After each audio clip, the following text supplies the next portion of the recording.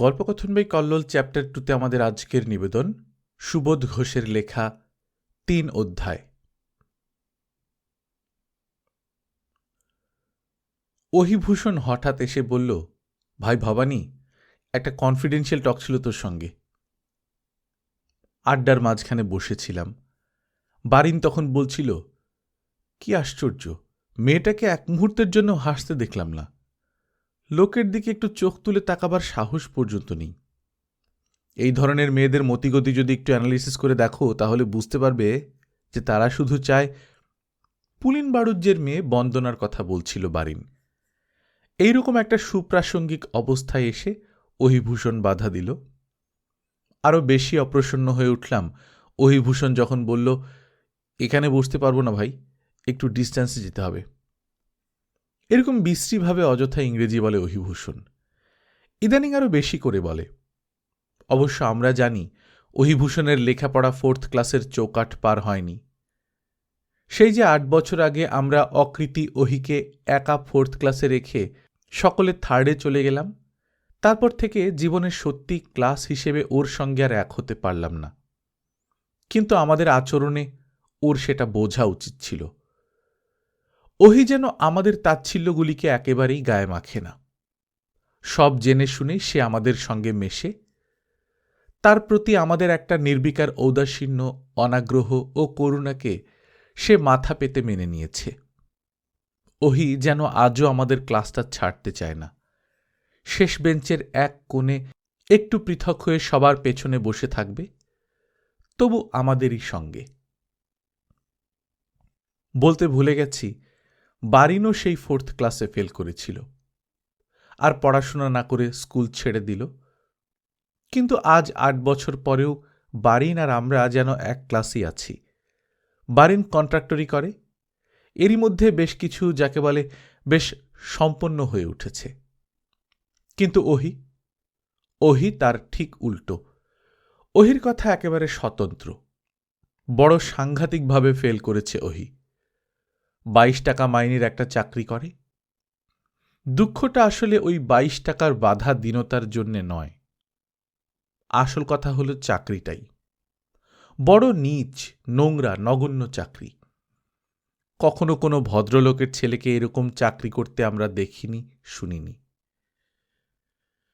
খুব ভোরে ঘুম ছেড়ে বাইরে বেড়ানো যাদের অভ্যাস, তারাই শুধু অহিভূষণের চাকরির স্বরূপটা জানে, কারণ তারাই ব্যাপারটা স্বচক্ষে দেখতে পায়।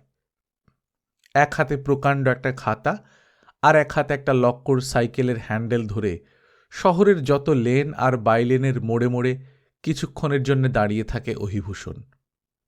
ভোরের আবছা অন্ধকারের মধ্যে সরু গলির মুখ থেকে এক এক করে 4-5টি অদ্ভুত ধরনের মূর্তি এসে ওহির কাছে দাঁড়ায়। খাতা খুলে হাজিরা লেখে, নিচু স্বরে কয়েকটা কথা বলে ওহি, কখনো বা বিরক্ত হয়ে ধমক দেয়। তারপরই অহিভূষণের লক্কর সাইকেল আবার আর্তনাদ করে ওঠে, আর একটা গলির মোড়ে গিয়ে দাঁড়ায় অহিভূষণ চাটুজ্জে।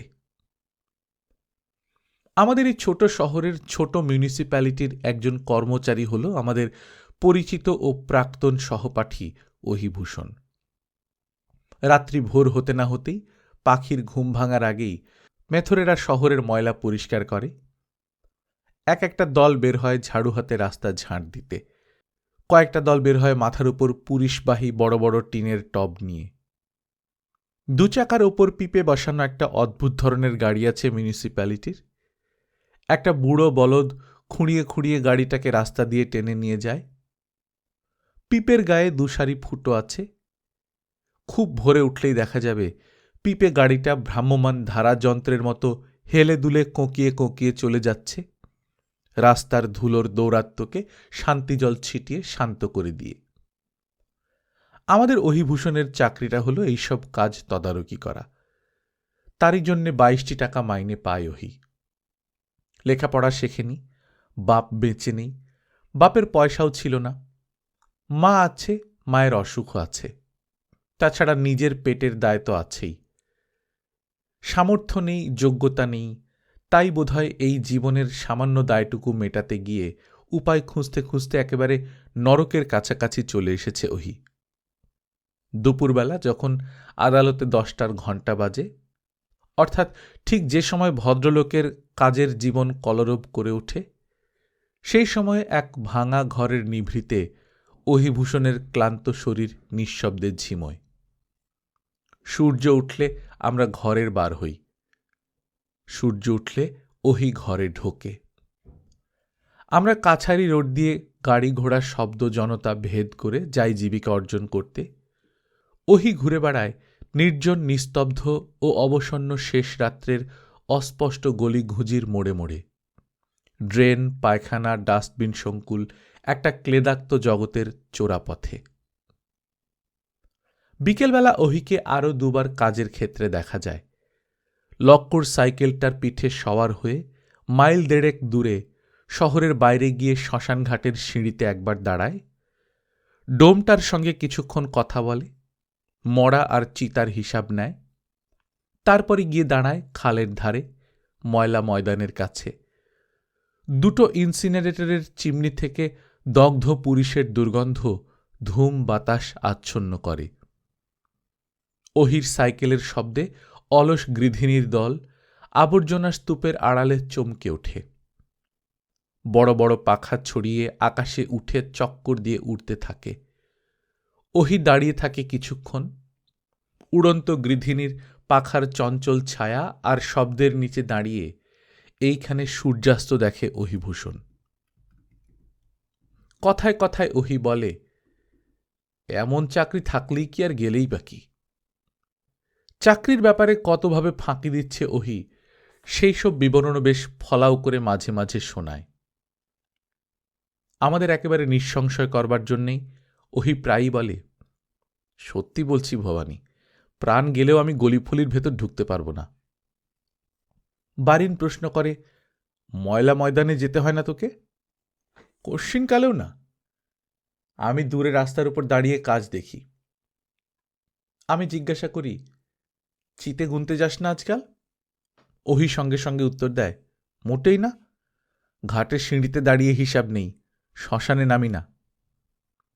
একটু চুপ করে থেকে ওহি আবার নিজের থেকে একটু অস্বাভাবিকভাবে গর্ব করে বলতে থাকে, কি ভেবেছে মিউনিসিপ্যালিটি 22 টাকা মাইনে দেয় বলে বামুনের ছেলেকে দিয়ে যাচ্ছে তাই করিয়ে নেবে? আমরা প্রায় একসঙ্গে সবাই হেসে ফেলতাম। ওহি একটু আশ্চর্য হয়ে তাকিয়ে থাকত, আমাদের হাসির অর্থ বুঝবার চেষ্টা করত। ওহির কথা নিয়ে বেশিক্ষণ মাথা ঘামাবার মতো উৎসাহ কারো ছিল না। কথা প্রসঙ্গে একটু আধটু যা হলো তাই যথেষ্ট। পর মুহূর্তে আমরা উৎকর্ণ হয়ে উঠতাম, কারণ বারিন একটি সুস্বাদু কাহিনী পরিবেশন আরম্ভ করে দিয়েছে। কি বলবো ভাই, আজকাল যা সব কাণ্ড আরম্ভ করেছে ললিতা। ফিক ফিক করে হাসে, ইয়া বড় বড় চোখে বেপরোয়া তাকিয়ে থাকে। হাবে ভাবে স্পষ্ট জানিয়ে দিচ্ছে যে, কিন্তু আমি ভাই ভিড়তে চাই না। ওহি বেফাঁস রসিকতা করে বললে, তাহলে আমি ভিড়ে যাই, কি বলো? হঠাৎ প্রসঙ্গ বন্ধ করে দিয়ে মুখটা কঠোর করে ওহির দিকে তাকিয়ে বারিন বলে, তোমাকে এর মধ্যে ফোড়ন দিতে বলেছে কে? এইসব কুৎসার অম্বলে ফোড়ন সচরাচর আমরাই দিয়ে থাকি। ওহি কখনো মন্তব্য করত না। ভদ্রবাড়ির তরুণীদের নামে কোনো রসালো প্রসঙ্গ উঠলে ওহি বরং নিষ্পৃহভাবে চুপ করে থাকত। অতি পরিচিত এইসব প্রতিবেশিনীদের কাহিনীগুলিও ওর কাছে আজ যেন রানী, পরী আর দেবীর রূপকথার মতো এক অতি দূর অলিক দেশের গল্প হয়ে গেছে। তাই এইসব প্রসঙ্গে ওহিকে কখনো উৎসাহ প্রকাশ করতে আমরা দেখিনি। এই প্রথম হঠাৎ ভুল করে বসল। সঙ্গে সঙ্গে বারিনও তাকে সাবধান করে দিল। চুপ করে রইল ওহি। আর কখনো তার এই ভুল হয়নি। ওহি এইভাবে তার অধিকারের সীমা আমাদের ধমক খেয়ে বুঝে ফেলে, যেন মাথা পেতে ত্রুটি স্বীকার করে নেয়। মেলামেশার দিক দিয়ে আমাদেরই আড্ডার ছেলে অহিভূষণ, আমাদেরই প্রাক্তন সহপাঠী, এক শহরের ছেলে, কিন্তু মনের রুচির দিক দিয়ে সে যেন ভিন পাড়ার লোক। সে তত্ত্ব তাকে আমরা কারণে অকারণে বুঝিয়ে দিই, ওহিও বুঝতে পারে। কিন্তু একটি ক্ষেত্রে একটু ব্যতিক্রম ছিল। সেদিনের আড্ডায় বারিন যে মেয়েটির নামে যা খুশি তাই বলছিল, সেই মেয়েটির নাম বন্দনা। এই বন্দনার মতিগতি একটু অ্যানালিসিস করে বারিন বুঝতে পেরেছে যে বন্দনার নামে যখন কথা উঠত তিলমাত্র ভদ্রতার সংকোচ বা শ্রদ্ধার বালাই কেউ অনুভব করত না, বিশেষ করে বারিন।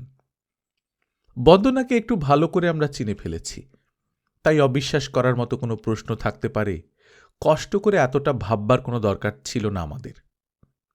অন্য কোনো মেয়ের সম্পর্কে বারিনের রসনার অসংযম হয়তো আমরা বাধা দিতাম, প্রশ্ন করতাম, সন্দেহ প্রকাশ করতাম, কিন্তু বন্দনা ঠিক সেই সব মেয়েদের দলে নয়, তাদের বাইরে অনেক নিচে। যদিও আমাদেরই পরিচিত পুলিন বাড়ুজ্যের মেয়ে বন্দনা। বন্দনার চারিত্রিক রহস্য নিয়ে সবাই আফসোস করত, কটূক্তি করত, ঘৃণায় ছটফট করে উঠত, কখনো বা এক ঝাঁক রসিকতার মাছি ভনভন করে উঠত। ওহিও হেসে হেসে মাথা নেড়ে মন্তব্য করত, ডোবালে ডোবালে, ভদ্র সমাজের নাম ডুবিয়ে ছাড়লে ছুঁড়ি। শুধু এই একটি ক্ষেত্রে ওহির অধিকারের সীমা স্মরণ করিয়ে দেবার কথা আমাদের কারও মনে হতো না। এক্ষেত্রে ওহির অধিকার যেন পরোক্ষভাবে আমরা স্বীকার করেই নিয়েছিলাম। বন্দনাকে কুৎসা করার এই সমানাধিকার পেয়ে ওহি যেন ধন্য হয়ে যেত, মুখ খুলে রসিকতা করত ওহি।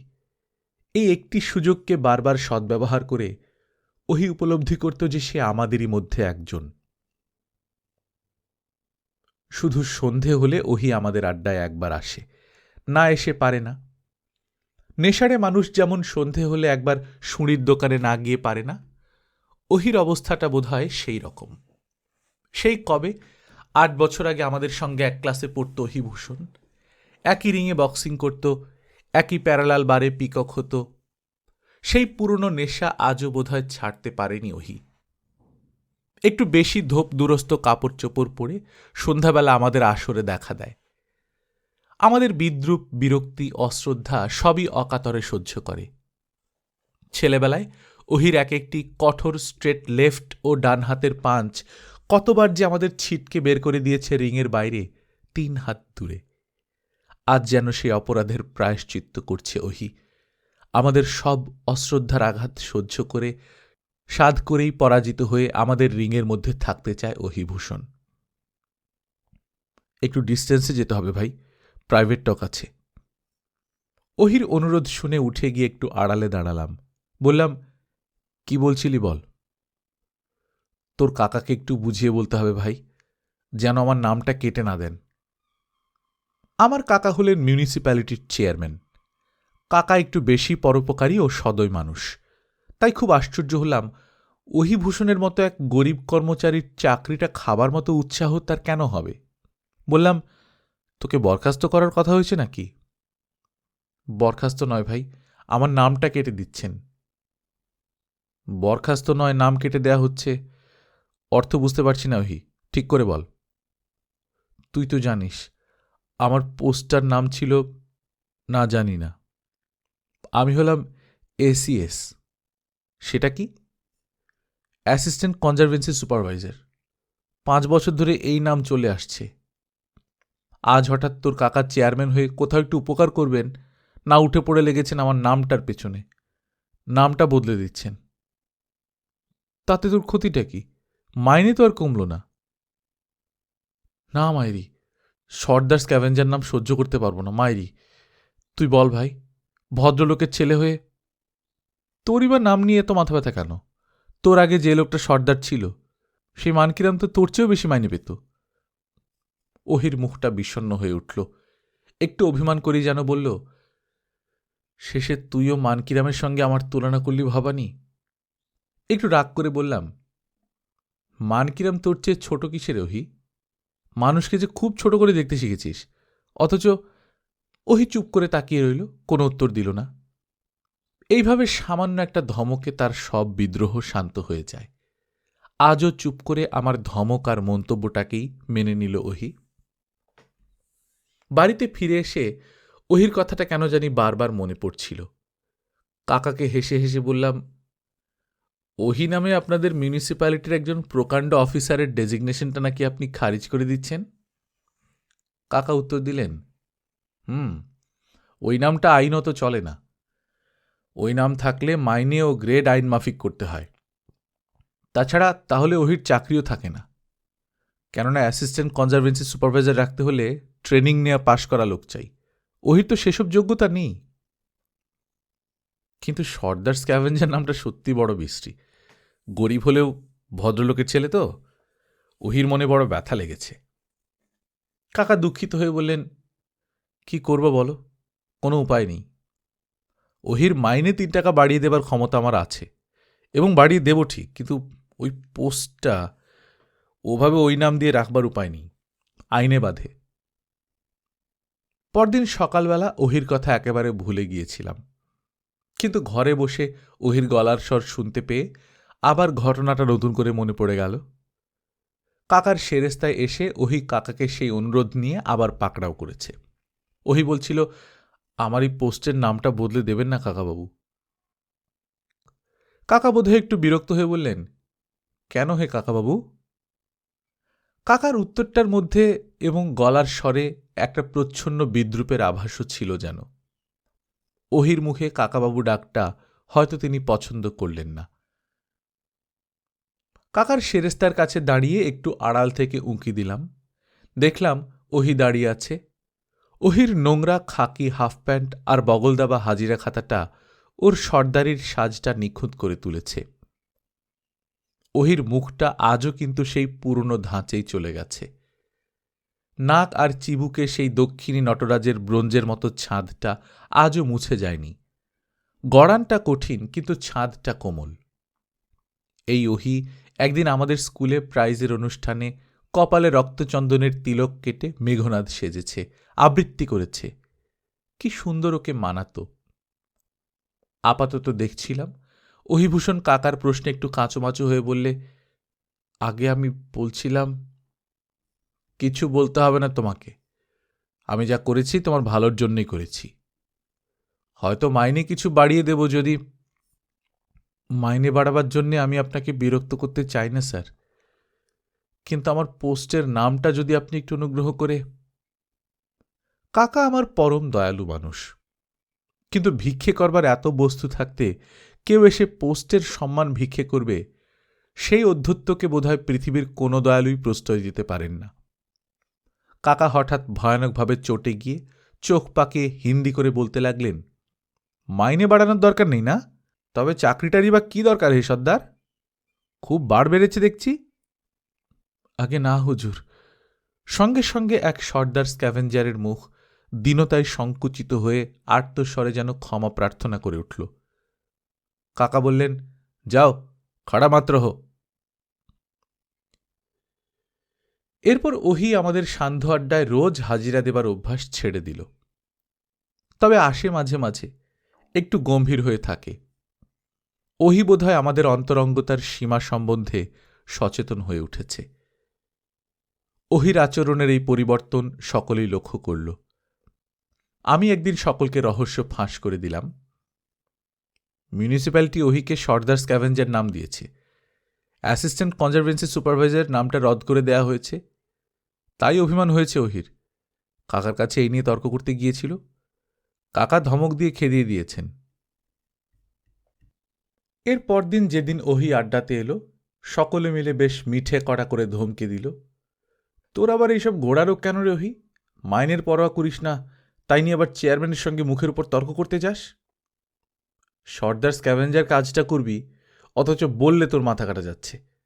তুই কি ভাবছিস নিজেকে? তুই একটা ভয়ানক রকমের অফিসার। ধমক খেয়ে প্রতিবাদ করে না ওহি, সব অভিযোগ স্বীকার করে নেয়। আজও ওহি নিরুত্তর থেকে অভিযোগ স্বীকার করে নিল। কিন্তু বলিহারি ওর ধৈর্য আর সহ্য গুণ। শুধু আমাদের আড্ডার স্পর্শটুকুর লোভে ও সব সহ্য করতে পারে। পরপর অনেক দিন পার হয়ে গেল, ওহি আর আড্ডায় আসে না। হঠাৎ একদিন হাসতে হাসতে ক্লাবের বৈঠকে দেখা দিল ওহি। বীরভূমের এক গাঁয়ের এক গরিব স্কুল মাস্টারের মেয়ের সঙ্গে ওহির বিয়ের কথা পাকাপাকি হয়ে গেছে। ওহি নিজে গিয়ে মেয়েকে দেখে এসেছে। আমাদের কাছে একটা সলজ্জ আনন্দে সব কথাই বলল ওহি। মেয়েটি দেখতে বেশ, ম্যাট্রিক ক্লাস পর্যন্ত পড়েছে, গান টানও গাইতে পারে। ওহি যেন তার জীবনের এক নতুন সূর্যোদয়ের কথা বলে চলে গেল। কিন্তু সেই মুহূর্তে সে বুঝতে পারেনি যে কি বিসদৃশ্য, কি অশোভন, কি অন্যায় কুকাণ্ডের একটি বার্তা সে আমাদের কানের কাছে ছেড়ে দিয়ে গেল। আমাদের মনের শান্তি নষ্ট হল। আমরা বুঝলাম কত বড় ভাঁওতা দিয়ে এক ভদ্রলোকের মেয়ের সর্বনাশ করতে চলেছে ওহি। বেচারি স্কুলমাস্টার কল্পনাও করতে পারছেন না যে এক সর্দার স্ক্যাভেঞ্জারের হাতে তার মেয়েকে তিনি সঁপে দিতে চলেছেন। তিনি হয়তো শুধু জানেন অ্যাসিস্ট্যান্ট কনজারভেন্সি সুপারভাইজার নামে এক অফিসারের সঙ্গে তার মেয়ের বিয়ে হতে চলেছে। সমাজের একটা স্বাভাবিক আত্মরক্ষা করার শক্তি আছে। সেদিনই দুপাতা চিঠি লিখে সব ব্যাপার আমরা জানিয়ে দিলাম স্কুলমাস্টার ভদ্রলোককে। ওহিও 3 দিন পরে বীরভূমের এক গেঁয়ো ডাকঘর থেকে টেলিগ্রাম পেল, বিয়ের প্রস্তাব বাতিল। আমাদের যা করবার আমরা সবই গোপনে করেছিলাম। ওহি কি বুঝল তাও আমরা জানি না, কিন্তু ওহি আর আমাদের আড্ডায় এলো না। 1 মাসের মধ্যে একবারও নয়। এতদিনে সত্যি বিচ্ছিন্ন হয়ে গেল ওহি।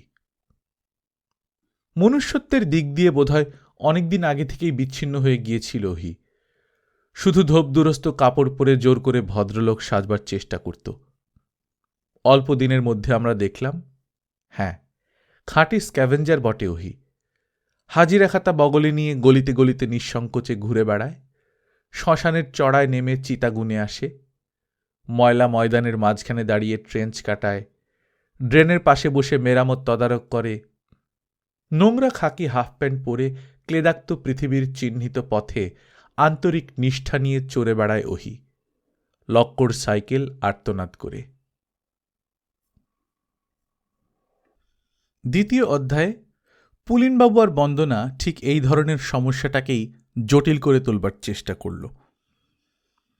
দেনা দৈন্য আর বেকার অবস্থার জীবনের 12 আনা ভাগ সময় পণ্ড করে দিয়ে পুলিন বাড়ুজ্যে শেষকালে জুতোর দোকান খুলেছিলেন।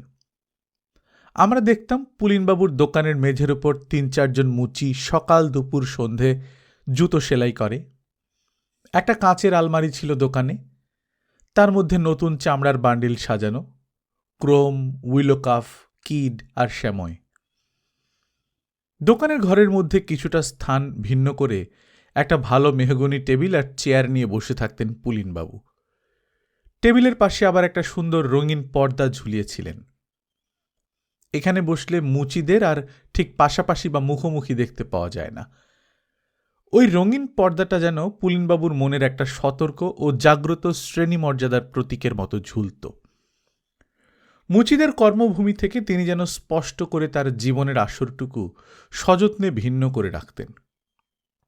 শত হোক পরলোকগত ত্রৈলোক্য পণ্ডিতের নাতি তো, 7 পুরুষের কৌলিক চেতনাকে একটা উপার্জনের দায়ের সঙ্গে একাকার করে দিতে পারেন না তিনি।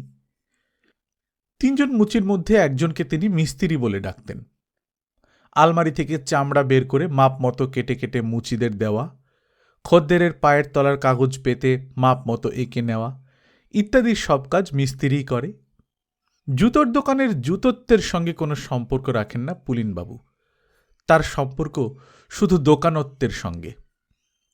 এর চেয়ে বেশি নিচে নামতে পারেন না পুলিনচন্দ্র বাড়ুজ্যে।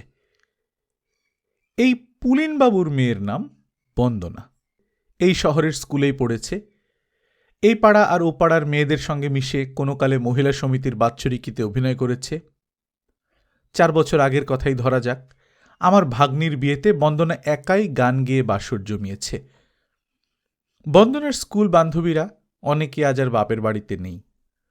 শ্বশুর বাড়ি থেকে তারা মাঝে মাঝে যখন আসে সবারই সঙ্গে দেখা সাক্ষাৎ হয় তাদের। শুধু দেখা হয় না বন্দনার সঙ্গে। বন্দনা আজ সেই পুরাতন সখিত্বের বৃত্ত থেকে অনেক দূরে সরে গেছে। বন্দনার খোঁজ বড় কেউ একটা করে না। বন্দনা এখন কি বস্তু হয়ে দাঁড়িয়েছে সবাই জানে সে কথা। সেই সখিত্বের আগ্রহ দূরে থাক, তাদের মনের দিক থেকে অস্পৃশ্যতা গোছের একটা বাধা বন্দনাকে আজ একেবারে অস্পষ্ট করে দিয়েছে। হাসপাতালে কি একটা কাজ করছে বন্দনা।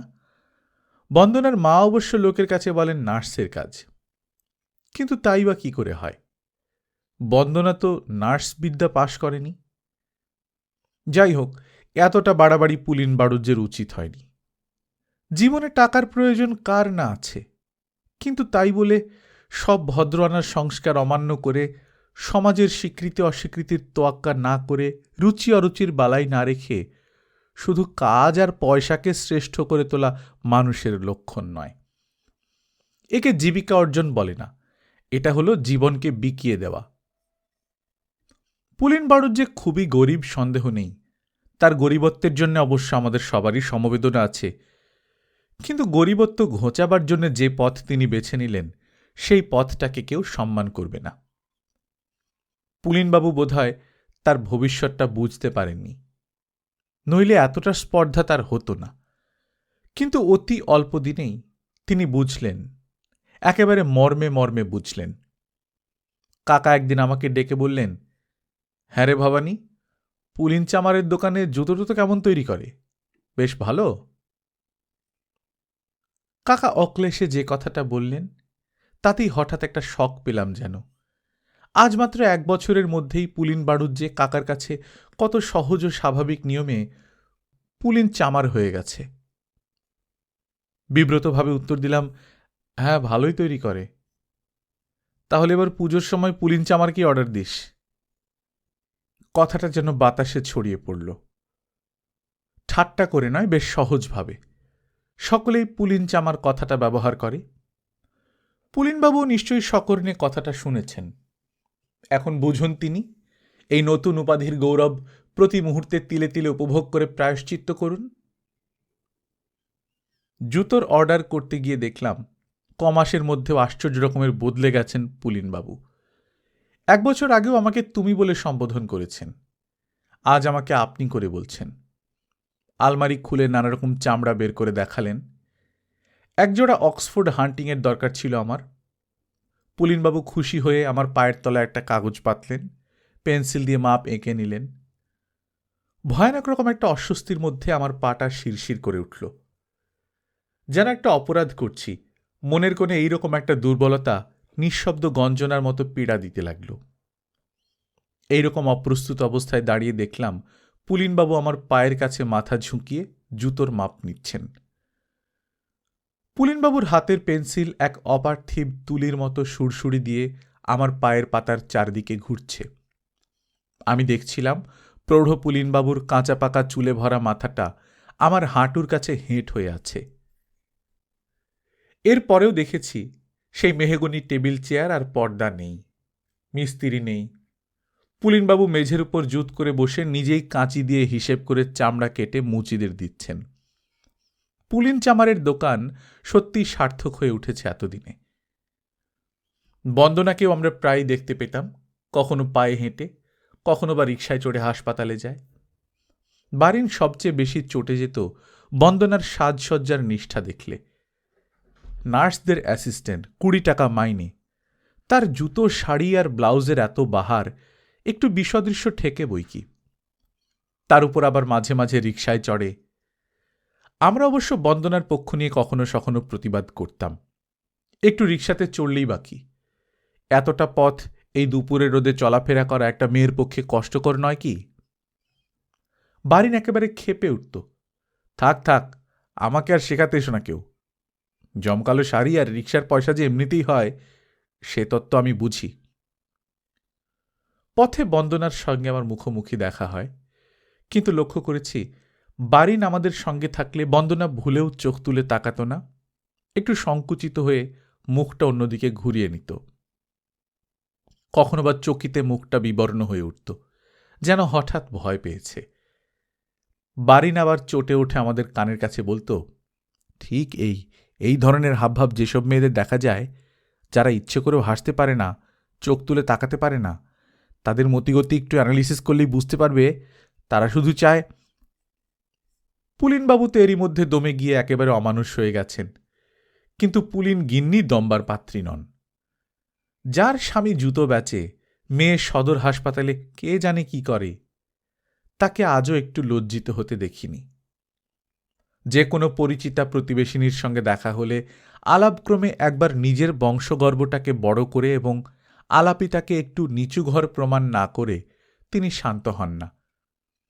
প্রয়োজন হলে সৌজন্য ভুলে ঝগড়া করতেও কুণ্ঠিত হন না। যেসব বুড়ি নির্জলা একাদশী করতে পারে না, তাদের গায়ে পড়ে দুকথা শুনিয়ে দিয়ে আসেন। তাকে কেউ আমল দেয় না, তবু গায়ে পড়ে সবাইকে বিব্রত করেন। পুলিনবাবু আর বন্দনার ঠিক উল্টোটি হলেন পুলিন গিন্নি। কোন বামুনের বাড়িতে এক ফোঁটা গঙ্গা জল নেই, কারা তিথি নক্ষত্র মানে না, কার মেয়ের অলগ্নে বিয়ে হয়ে গেল, সব খবর রাখেন পুলিন গিন্নি, এবং সবাই তার জন্যে কটূক্তি করতে ছাড়েন না। কবে এবং কি করে পুলিন গিন্নি বন্দনার একটা বিয়ের ব্যবস্থাও প্রায় পাকাপাকি করে ফেলেছেন তা আমরা আগে জানতে পারিনি, কিন্তু ধর্মের কল বাতাসে নড়ে। পাত্রের মামা বন্দনাকে আশীর্বাদ করতে এসেছেন এবং এসে উঠলেন আমাদের বাড়িতে। পাত্রের মামা আমার কাকার বন্ধু, তার কাছেই খবর শুনলাম তার ভাগ্নে অর্থাৎ পাত্রটি হল পাটনার একজন প্রফেসর, বেশ ভালো চেহারা, মডার্ন ও স্মার্ট ছেলে। পুলিনগিন্নি বন্দনাকে নিয়ে মাত্র দুদিনের জন্য পাটনা গিয়েছিলেন। মেয়ে দেখে পাত্র খুশি হয়েছে, পাত্রপক্ষ রাজি হয়েছে। আমরা আশ্চর্য হলাম, কাকা আতঙ্কিত হলেন। তারপর সবাই মিলে হাসতে লাগলাম। কাকার বন্ধু মশাই অপ্রস্তুত হয়ে জিজ্ঞাসা করলেন, কি ব্যাপার? কাকা তাকে সান্ত্বনা দিলেন, যাক, আপনার ভাগ্য ভালো যে আমার এখানে উঠেছিলেন। আপনার ভাগ্যের জন্য অন্য সম্বন্ধ দেখুন, সব কথা পরে হবে, এখন বিশ্রাম করুন। রাত্রিবেলা ক্লাব থেকে ঘরে ফিরেই দেখি পুলিনগিন্নি খুড়িমার সঙ্গে কথা বলছেন। বারান্দার চেয়ার টেনে নিয়ে পুলিনগিন্নির কথাবার্তা শোনার জন্য বসলাম। পুলিনগিন্নি যেন করুণভাবে আবেদন করছিলেন, আপনি বিশ্বাস করুন দিদি, বন্দনা কখনো রোগীর বেড প্যান্টেন ছোঁয় না, চাকরি করে এই মাত্র, তাই বলে ব্রাহ্মণের মেয়ে কি এতটা নোংরামি করতে পারে দিদি? একবার উঁকি দিয়ে পুলিনগিন্নির চেহারাটা দেখলাম, সে চেহারাই নয়। একটা প্রচ্ছন্ন আশঙ্কায় পুলিনগিন্নির মুখটা নিষ্প্রভ হয়ে আছে, যেন তার সর্বস্ব ডুবতে বসেছে। খুড়িমার কাছে যেন একটা পরিত্রাণের প্রার্থনা বারবার কাতরভাবে শোনাচ্ছিলেন পুলিনগিন্নি। খুড়িমা বললেন, এসব কথা আমায় বলে লাভ নেই, কর্তারা যা ভালো বুঝবেন তাই হবে। পুলিনগিন্নি যেন ফুঁপিয়ে উঠলেন, আপনি ভবানীর কাকাকে একটু বুঝিয়ে বলুন দিদি, ছেলের মামা ওর বন্ধু, আমি জানি উনি বললেই বিয়ে হবে, উনি না বললেই বিয়ে ভেঙে যাবে। উনি তো বন্দনাকে ছেলেবেলা থেকে দেখে আসছেন, উনি তো জানেন বন্দনা কেমন মেয়ে। খুড়িমা বললেন, উনি যদি ভালো বোঝেন তবে। পুলিনগিন্নি উঠবার আগে খুড়িমার হাত ধরে একবার অনুরোধ করলেন, আপনি একটু বুঝিয়ে বলবেন দিদি। পুলিনগিন্নি যাবার সময় কাকার বৈঠকখানার দরজার কাছে হঠাৎ কি ভেবে একটু দাঁড়ালেন। কাকা তখন তার বন্ধুকে এই কথা বোঝাচ্ছিলেন, মেয়ে হলো হাসপাতালের জমাদারনি, এরকম একটা মেয়ের সঙ্গে আপনার ভাগ্নির বিয়ে দিতে চান? পাত্রের মামা কিছুক্ষণ হতভম্ব হয়ে বললেন, না। কথাগুলি কানে যাওয়া মাত্র পুলিনগিন্নি ছটফট করে পালিয়ে গেলেন। পুলিনবাবুর ষড়যন্ত্র ফেঁসে গেল, এই ব্যাপারে বোধহয় খুশি হল সবাই। বারিন খুশি হল এই কারণে যে বন্দনার বিয়ে ভেঙে গেল। বন্দনার চেয়েও কত গরিবের মেয়ের বিয়ে হয়েছে বড় লোকের সঙ্গে, তার মধ্যে তো বিসদৃশ্য কেউ কিছু দেখেনি। গরিব বলে নয়, পুলিন বাড়ুজ্জি আর বন্দনা বাপ বেটি মিলে যা বেপরোয়া জুতো টুতো বেচতে আরম্ভ করল, তারই ফল ফলছে একে একে। সমাজের কুলের প্রশ্ন হয়তো বড় পুরনো হয়ে গেছে, সেসব নিয়ে কেউ মাথা ঘামায় না। এটা হলো শিলের প্রশ্ন। এক সমাজে থাকতে হলে একই রকম শিলাচার মানতে হবেই, তার ব্যতিক্রম হলে সমাজ ক্ষমা করতে পারে না। আমরা কালচারের দিকটাই দেখছিলাম। আমরা যে ভুল করিনি তার প্রমাণ এই যে বারবার দুবার আমরা জিতে গেলাম। দুবারই দুটো অন্যায় হতে চলেছিল, তাই সামান্য আঘাতে ভেঙে গেল। প্রথম ওহি, দ্বিতীয় বন্দনা। এই মানুষগুলিও কত সহজে ও সামান্য আঘাতে ভেঙে গেল। সর্দার স্ক্যাভেঞ্জার বলা মাত্র হু হু করে নেমে গেল ওহি। পুলিনবাবুও তাই, চামার নামে শুধু একটা কথায় যেন চামার হয়ে গেলেন। আসলে ওদের মনুষ্যত্বটাই স্ক্যাভেঞ্জার ও চামার হয়ে গিয়েছিল অনেকদিন আগেই। আমরা শুধু মুখোশটা খুলে দিয়েছি, আমাদের দোষ নেই। অপবাদ দিয়ে আমরা ওদের মিথ্যে করে দিয়েছি এ কথা সত্য নয়। এবং যেটুকু শিক্ষা আমাদের বাকি ছিল তাও অল্প দিনের মধ্যে চরম করে শিখিয়ে দিল বন্দনা। হৃদয়ভেদী একটি সংবাদ শুনতে পেলাম, সতু তাদের চাকরটাকে হাসপাতালে ভর্তি করতে দিয়েছিল। কম্পাউন্ডার এসে 2 টাকা ঘোষ নিয়ে গেল। কোথা থেকে বন্দনাও এসে নির্লজ্জ ও নিষ্কম্প স্বরে চাইল, আমারও পাওনা আছে, 1 টাকা দিতে হবে, নইলে। শশীদের বাড়িতে রোগিণী দেখতে লেডি ডাক্তার এসেছিলেন, তার সঙ্গে বন্দনাও এসেছিল। লেডি ডাক্তার ফি নিলেন 8 টাকা, বন্দনা পেল 1 টাকা। এই ন্যায্য পাওনা ছাড়া অক্লেশে হাত পেতে বকশিস দাবি করে বসল বন্দনা। আরও কিছু দিতে হবে। শশীর বাবা কৃপণ মানুষ, বারবার আপত্তি তুললেন। বন্দনা জেদ ছাড়ল না। অপ্রস্তুত হয়ে শশী তাড়াতাড়ি নিজের পকেট থেকে 8 আনা বকশিস দিয়ে পেল। সতু আর শশীর কাছে এই কাহিনী আমরা শুনলাম, বুঝলাম সত্যি মনে প্রাণে জমাদারনি হয়ে গেছে বন্দনা। একটা চক্ষু লজ্জারও ধার ধারে না। আমাদের মনেও আর কোনো অনুশোচনা নেই, যা করেছি ভালোই করেছি। অহিভূষণকে, বন্দনাকে, পুলিনবাবুকে আমরা ঘৃণা করি না, কিন্তু সর্দার স্ক্যাভেঞ্জার, জমাদারনি ও চামারকে আমরা আমাদের রুচিগত জীবনের আসরে ও বাসরে গ্রাহ্য করতে পারি না। কোনো অন্যায় করিনি আমরা, ওদের কোনো ক্ষতি করিনি। ওদের জীবিকাই ওদের কালচার নষ্ট করেছে। ওরা যা ওরা তাই, আমরা শুধু নিজেদের বাঁচিয়েছি। অনেকদিন পরে সমস্যাটা হঠাৎ 3য় অধ্যায়ে পৌঁছে গেল, যেন অদ্ভুত হয়ে উঠল। ক্লাবে গিয়ে দেখলাম টেবিলে 10-12টা রঙিন লেফাফাবদ্ধ চিঠি পড়ে রয়েছে। বিয়ের চিঠি। ওহির সঙ্গে বন্দনার বিয়ে। ওহি আমাদের নেমন্তন্ন করেছে। বিশ্রী রকমের একটা অস্বস্তি বোধ করছিলাম। কি অদ্ভুত কাণ্ড, কি অদ্ভুত কাণ্ড! ওহির সঙ্গে বন্দনার বিয়ে, এই কি উচিত হল? কিন্তু কেন উচিত নয়? এই বিয়ে সমর্থন করতে কোনো আনন্দ পাচ্ছি না, কিন্তু অসমর্থন করারও কোনো হেতু খুঁজে পাচ্ছি না। বারিন অযথা রেগে পাগল হয়ে উঠল। বারিনের মতে এটা হলো ওহির সর্বনাশ। বারিন চেঁচাতে লাগল, যত বাজে লোক ওহি, তবু বন্দনার মতো জমাদারনির সঙ্গে ওহির বিয়ে হতে পারে না। সতু ও শশী তার চেয়ে জোরে চেঁচিয়ে উঠল, বন্দনা যতই যাতা হোক, কোনো সর্দার স্ক্যাভেঞ্জারের সঙ্গে ওর বিয়ে হওয়া উচিত নয়। দুপক্ষেরই আচরণ বড় গর্হিত, হৃদয়হীনতার মতো লাগছিল। ওদের নিয়ে আর মাথা ব্যথা কেন? ওরা সরে গেছে, ওরা আমাদের কেউ নয়। ওদের জীবিকা ভিন্ন, তাই ওদের জীবনও ভিন্ন। আজ ওদের কথা নিয়ে এতটা বিতণ্ডা করা আমাদের পক্ষে অনধিকার চর্চা নয় কি? কিন্তু কার মনে কি আছে কে জানে। পরের মঙ্গলের গরজে সবাই ব্যস্ত হয়ে পড়ল। সতু ও শশী পুলিনবাবুর কাছে বেনামি চিঠি ছাড়ল, যেন ওই বিয়ে না হয়। এত ভালো মেয়ে আপনার, তার জন্যই সর্দার স্ক্যাভেঞ্জার পাত্র? বারিন 4 পাতা কাগজ ভরে ওহিকে চিঠি লিখল, সাবধান, নিজের সর্বনাশ করো না।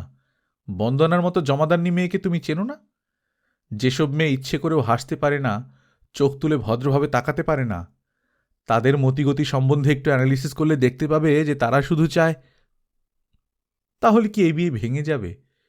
এর আগে 2-2বার তাদের আমরা ভেঙেছি। আমাদের নাগালের মধ্যে তারা এসেছিল তাই।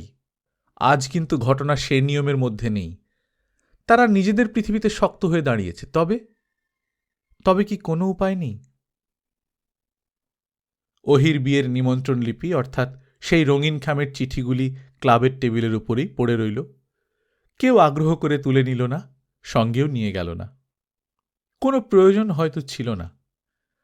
প্রতি সন্ধ্যায় তাস খেলার সময় আমরা মাত্র 2টি করে সেই রঙিন চিঠি সদ্ব্যবহার করতাম। সিগারেটের ছাই ফেলার জন্যে কোনো পাত্র তাড়াতাড়িতে পাওয়া যেত না। এহেন সংকটে গোটা 2 রঙিন খামই ভরসাধারের কাজ করত। তাস খেলা শেষ হলে ক্লাবের মালি এসে শতরঞ্চি গুটিয়ে রাখত, ছাই ঠাসা রঙিন খাম দুটো ছুঁড়ে বাইরে ফেলে দিত।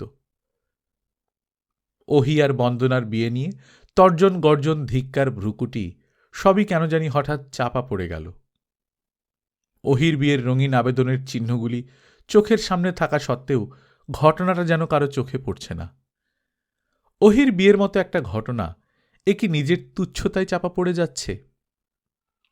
মাত্র কদিন আগে যারা এই ব্যাপার নিয়ে ক্ষুব্ধ হয়েছিল তারাও যেন আজ ভয় পেয়ে চুপ করে গেছে। বারিন, সতু আর শশী এ বিষয়ে কোনো কথাই বলে না। শেষ রঙিন খামটা যেদিন আমাদের আড্ডা থেকে ভস্মাবশেষ নিয়ে অদৃশ্য হয়ে গেল, সেদিন হঠাৎ আমার একবার কৌতূহল হয়েছিল ওহির বিয়ের দিনটা কবে। তারপর মনে হল জেনেই বা কি হবে। সন্ধ্যের দিকে খুব জোরে বৃষ্টি হয়ে থেমে গেল। ধীরে ধীরে বাড়ি থেকে বের হয়ে রাস্তায় এসে দাঁড়ালাম। তারপর রওনা হলাম। আজই রাত্রে ওহির বিয়ে। কেমন করে তারিখটা সঠিক জানতে পারলাম জানি না, তবু বুঝলাম পুলিনবাবুর বাড়ির দিকে চলেছি একা একা, অন্ধকারে, চুপে চুপে। বরের আসরে বসেছিল ওহি, ছোট্ট একটি শামিয়ানা, ওপরে একটি বেলওয়াড়ি ঝাড়ের আলো জ্বলছে, দুটি ছোট কার্পেট পাতা, তার উপর বসে আছে জন কয়েক বরযাত্রী। মিউনিসিপ্যালিটির মুন্সি হীরালাল, রামনাথ পানওয়ালা, অক্ষয় ময়রার ছেলে গোলক, আর ওই ধরনের কয়েকজন। সবাই বেশ ভালো সাজগোজ করে এসেছে, বেশ সজ্জনের মতো বসে আছে। বড় কৃতার্থ, খুশি ও গর্বিতভাবে বরযাত্রীরা বসেছিল। আসরের দিকে আর বেশি দূর যেন এগিয়ে যেতে পারলাম না। আজ আবার অনেক বছর পরে ওহির ঘুষি খেয়ে যেন রিং থেকে বাইরে ছিটকে পড়েছি। ওই রিংয়ের ভেতর ওহি এখন সর্বেশ্বর। শামিয়ানার নিচে যেন এক ভিন্ন পৃথিবীর শান্ত আলো ফুটে রয়েছে। সেখানে সবচেয়ে স্পষ্ট হয়ে আছে ওহি। দক্ষিণী ব্রোঞ্জের চিবুক আর কপালের উপর চন্দনের ছিটে লেগে রয়েছে। কি সুন্দর দেখাচ্ছে ওহিটাকে। পিঁড়িতে বসিয়ে বন্দনাকে বিয়ের আসরে নিয়ে আসা হল। বন্দনাও আশ্চর্য করল। লাল চেলির শাড়ি জড়ানো, সলজ্জ ও সন্ত্রস্ত একটা মূর্তি ধনুকের মতো বেঁকে রয়েছে। হিন্দুস্তানি পুরুত মন্ত্র পড়লেন। ভিড় নেই, কলরব নেই। আস্তে শাঁখ বাজল। ভদ্র ষড়যন্ত্রের আবর্জনা সরিয়ে পুলিনবাবুর বাড়ির বাগান আর উঠোনের এক কোণে আজ একটা নতুন সংসারের রূপ স্পষ্ট ও কঠিন হয়ে উঠেছে। ইতিহাসের দেবীবর মিশ্র আড়ালে আড়ালে মেল বেঁধে দিচ্ছেন। কাকা আর ক্লাবের সুগম্ভীর সমাজতত্ত্ব এইখানে এসে চরমভাবে ভুয়ো হয়ে গেছে। হঠাৎ দেখলাম আমার পাশে কতগুলি অপরাধী দাঁড়িয়ে আছে। সতু, শশী আর একে একে সবাই এসেছে। যাক, কিন্তু বারিন কই? একটু পরেই দেখলাম বারিনও আসছে। আমাদের পাশ কাটিয়ে চলে গেল, তবু আমাদের দেখতে পেল না। বিয়ের আসরটার দিকে এক লক্ষ্য রেখে ধীরে এগিয়ে গেল বারিন। একেবারে আসরের সামনে গিয়ে দাঁড়াল। হিন্দুস্তানি পুরুত তখন জোর চেঁচিয়ে মন্ত্র আবৃত্তি করে হোম করছিলেন। দেখলাম বারিন হাঁ করে ওহির দিকে তাকিয়ে আছে। বারিনকে দেখতে পেয়ে ওহির সারামুখে অদ্ভুত একটা হাসি উজ্জ্বল হয়ে উঠল। বন্দনার মাথাটা আরও হেঁট হয়ে পড়ল। কিছুক্ষণ সেখানে দাঁড়িয়ে বারিন উঠে গিয়ে দাঁড়াল বারান্দায়। দেখলাম পুলিনগিন্নির সঙ্গে বারিন একটা বচসা বাঁধিয়েছে। পুলিনগিন্নি হাসছেন। তারপর পুলিনবাবুর কাছে গিয়ে বারিন হাত নেড়ে চেঁচিয়ে এক দফা ঝগড়া করল। পুলিনবাবু হাসতে লাগলেন। পর মুহূর্তে বারিন কোথায় যেন চলে গেল। কয়েক মিনিট পরে ফিরে এলো। বারিনের সঙ্গে বারিনের জেঠিমা, বারিনের বোন দীপ্তি, বারিনের ভাগ্নি ডলি। বারিন হঠাৎ ব্যস্ত হয়ে পড়ল, চাকরগুলিকে ধমক দিল। শেষে স্পষ্ট শুনতে পেলাম পুলিনগিন্নির ওপর চটে গিয়ে বারিন গরম গরম কথা বলছে। ছি ছি, কোনো একটা ব্যবস্থা নেই, আপনাদের এই কিরকমের কাণ্ড? দেখলাম দীপ্তি আর ডলি একটা ঘর থেকে জিনিসপত্র টানাটানি করে বের করছে, বাসর ঘর তৈরি করছে। বারিনদের গোমস্তা এক ঝুড়ি ফুল দিয়ে গেল। ঘরের চৌকাঠের কাছে একটা হ্যাজাকবাতি জ্বালাবার জন্যে খুটখাট করে কাজ করতে বসল বারিন। বারিনের কাণ্ডকারখানা দেখে আমাদের সংকোচ কেটে গিয়েছিল। শেষকালে একেবারে প্রকাশ্যভাবে আসরের কাছে গিয়ে আমরা দেখা দিলাম। বিয়ে তখন প্রায় শেষ হয়ে এসেছে। বারিন আমাদের দেখেই বলে উঠল, এই যে তোমরা শুধু গিলতে এসেছ, গিলেই যাও। এতক্ষণে সত্যি একটা বিয়েবাড়ির কলরব জেগে উঠেছে। ওহি আর বন্দনা আমার পাশ দিয়ে বাসর ঘরে চলে গেল। সবাই হাসি মুখে ইশারায় অভিনন্দন জানালাম। লজ্জায় ও আনন্দে ওহি আমাদের দিকে একবার তাকিয়ে চোখ নামিয়ে নিল। বেশ পেট ভরে গিলে নিলাম আমরা। বারিন তখনও ব্যবস্থা তদারক করছে। পুলিনবাবু সামনে এসে বললেন, লজ্জা করে খেও না কিন্তু তোমরা, লুচি মিষ্টি যত খুশি চেয়ে নেবে। আজ 3 বছর পরে পুলিনবাবু হঠাৎ আমাদের তুমি বলে সম্বোধন করলেন। এইবার আমরা বাড়ি ফিরব। বারিন তখন বাসর ঘরের কাছে ঘুরঘুর করছিল। ডাকলাম বারিনকে। বারিন সামনে এসে দাঁড়াল। বড় বেশি ক্লান্ত দেখাচ্ছিল বারিনকে। কপালটা ঘেমে আছে, আস্তে আস্তে হাঁপাচ্ছে। মাথার উস্কো খুস্কো চুলের ছায়ার আড়ালে ওর চোখ দুটো যেন অন্ধকারে লুকিয়ে থাকবার চেষ্টা করছে। বারিনকে বললাম, কি হে, আর কতক্ষণ, চলো এবার। বারিন সেই মুহূর্তে ঘাবড়ে গিয়ে যেন ব্যস্ত হয়ে পড়ল। না, এখন আমি যাব না, কাজ আছে। বারিনের বাড়াবাড়ি দেখে আমরা বিরক্ত বোধ করছিলাম। হয়তো আরেকটু পরেই খুব রেগে উঠতাম, কিন্তু আগেই বারিন নিজের থেকেই বেফাঁস কথা বলল। খুব কষে চটাচ্ছি, কিন্তু আশ্চর্য মেয়ে প্রত্যেক কথায় শুধু হাসছে। সকলে একসঙ্গে আশ্চর্য হয়ে প্রশ্ন করলাম, কাকে চটাচ্ছ, কার কথা বলছ, কে হাসছে?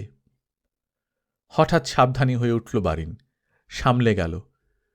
সেই পুরাতন স্লথ বিদ্রুপের সুরে একটু লঘু কুচ্ছার হাওয়া জাগিয়ে শুধু কথার চালাকিতে শেষবারের মতো আমাদের ফাঁকি দেবার চেষ্টা করল। তোমাদের মিসেস চ্যাটার্জি আবার কে? ফাইন হাসছে কিন্তু, যাই বলো। আর বলবার কিছু নেই। বারিনকে রেখে আমরা রওনা হলাম। আরও কিছুক্ষণ থাকুক বারিন। আজ যেন ওর অন্তরাত্মা চরমভাবে হেরে গিয়ে প্রায়শ্চিত্ত করছে। আজ বোধহয় বারিন সত্যি অ্যানালিসিস করে বুঝতে পেরেছে যে এই ধরনের মেয়েরা, যারা চোখ তুলে তাকাতে পারত না, ইচ্ছে করেও হাসতে পারত না, তারা শুধু চায় যে...